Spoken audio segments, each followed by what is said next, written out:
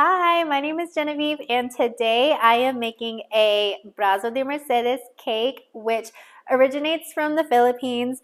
And this is a cake that is worth every calorie. It is a meringue cake that's rolled around in some powdered sugar, and it has a custard filling, which is to die for. My most favorite part about this recipe is that it uses all the egg.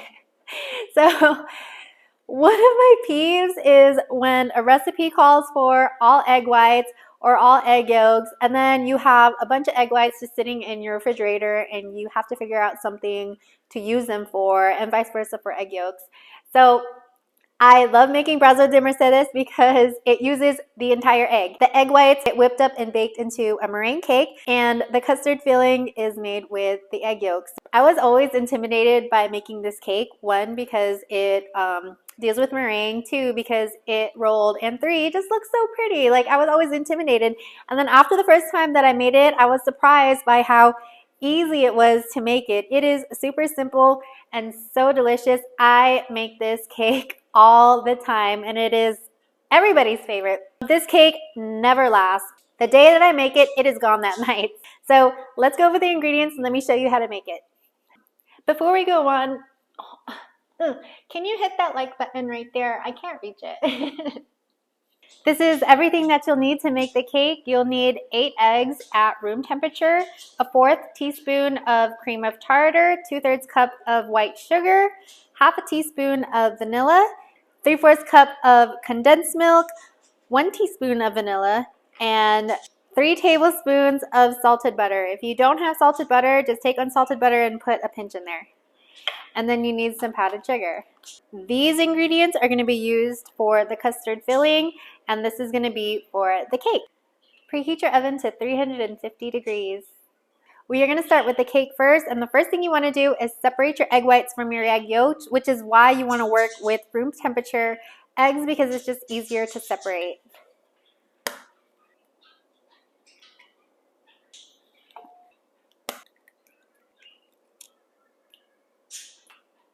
So meringue has a couple of enemies, and one of them is grease or fat. So your egg yolks have fat in it, so you want to do an inspection on your egg yolks to make on your egg whites, to make sure that no egg yolks made it past you and made it into the egg white bowl, because if any egg yolks did sneak into here, that could prevent your meringue from becoming everything that I want. If the egg yolk did make it into your bowl, the best way to get it out is to use the eggshell as like a handle to scoop it out. And also you want to make sure, I should have said this like before I started, but that your utensils that you use are very dry. So the beaters that I'm going to use, they should not have any water, they should not be wet, and my bowl should be dry. And also, if you use a plastic bowl, that can have some negative effects on how your meringue turns out. So make sure you use like a stainless steel or a glass or a metal bowl. I'm going to beat my egg whites. If I beat it on high, it's going to create really big bubbles in my meringue, and then when I bake the meringue, those bubbles are going to pop, which is going to deflate it. So you want to mix this no higher than medium. Be patient, don't rush this. Let the meringue have it its way, okay? Okay, it's just started to get foamy and bubbly, so I'm going to add my cream of tartar. I have been mixing my egg whites and cream of tartar for about a minute now, so now I'm going to add my sugar, and I'm going to add it very slowly, very gradually. So I'm just going to sprinkle it a little bit each time. My egg whites have achieved soft peaks, and honestly, that took a while. It took about 5 to 7 minutes. I wasn't counting, but I know I was here for a while. So the way you can tell it's soft peaks is that like when you pick it up, the top will can you see it? It'll it won't like stand straight up, but it'll like go down like this, and it kind of looks like shaving cream. When you have achieved soft peaks, then you are ready to bake it. So get your pan. Actually, you know what? I forgot to add the vanilla. So add your 1/2 teaspoon of vanilla. Let's stir. Now we are good to go. Okay, I ended up using a different pan. I opted for this pan instead of this pan just because as I was pouring in the egg whites, I realized that I wanted more roll to the cake, and you can't really get that with this because it's kind of narrow. So I opted for this one. I also am choosing a pan that has some height to it because I want the meringue to be able to grab onto the sides so it can like climb and rise up and be nice and tall and fluffy for you.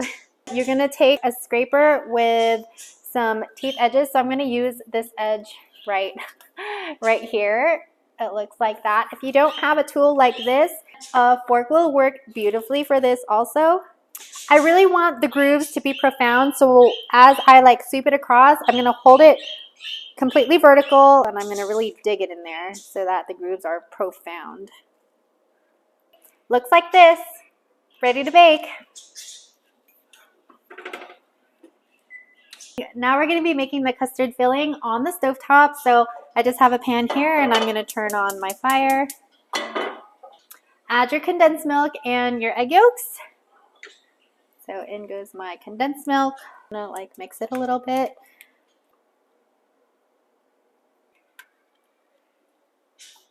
Keep mixing it.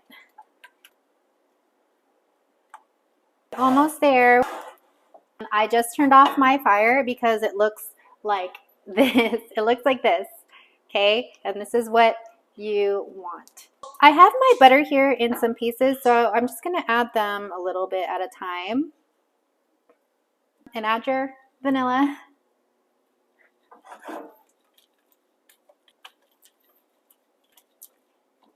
I'm using a whisk because I am trying to now just get it as smooth as possible. Okay, so this is the finished product. My custard looks like this. It'll definitely thicken up as it cools down. Now this could stay in the pot until my cake is done baking. My cake is done baking, but I don't want to introduce it to a drastic change in temperature. I want it to cool down slowly. So what I did is, it's still in the oven, but my oven is off. I just cracked the oven a little bit and it's just going to hang out in there for like 5 more minutes. Okay, my cake did its time in the oven, so now it's just going to sit here on my countertop until it cools down to room temperature. My cake is all cooled, so now we are going to assemble it.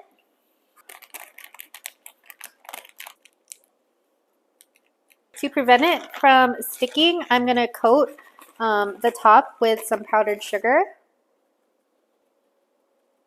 I'm going to take another piece of parchment paper, put it on top. I'm going to flip this over.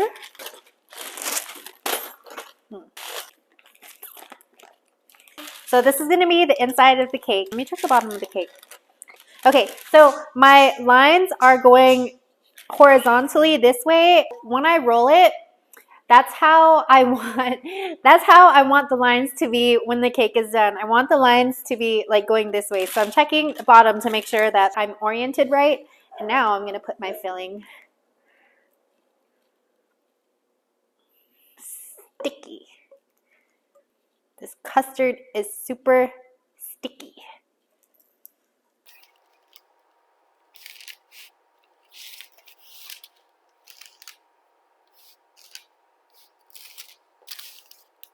All right, this took some effort only because the custard is really, really sticky and I was trying not to smash the meringue. I am going to start rolling on this end. So I have the filling all the way over here. I have a little bit of a border right here where I don't have any filling, and that's because I know that I'm gonna cut off the ends so that I could make the cake look pretty.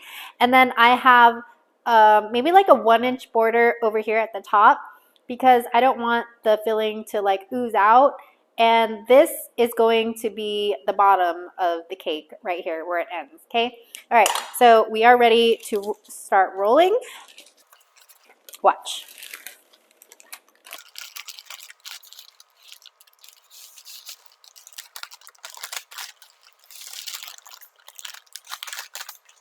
I feel like that's a lot of powdered sugar, so I'm just gonna brush some off.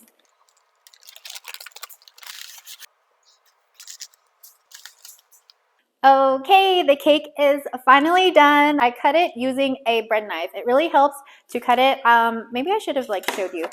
Okay, pretend this is not a steak knife, and this is a bread knife. So it's serrated at the bottom, so that's gonna kind of help it. So when you cut the cake, make sure you don't smash the cake down and press down too hard. So you kind of wanna like do like these little strokes. But once you make it past the top of the cake, then you can press down. It's just, you don't want to press down at the top of the cake because you're going to smash it. Once you get to the filling is very sticky and it's going to stick to your knife.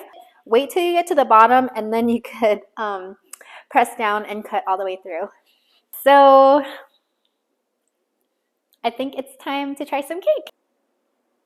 So let me show you how fluffy the meringue is and how thick the custard is.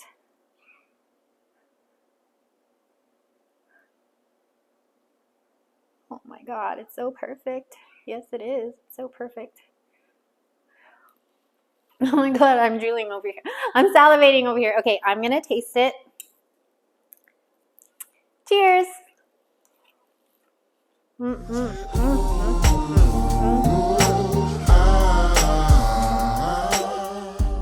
Wow.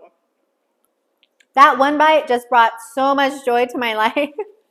It is so good. Like, the custard is rich and dreamy and creamy, and the meringue is very light and fluffy. It's like a good contrast, but it goes, and it goes so well. Cheers, number 2.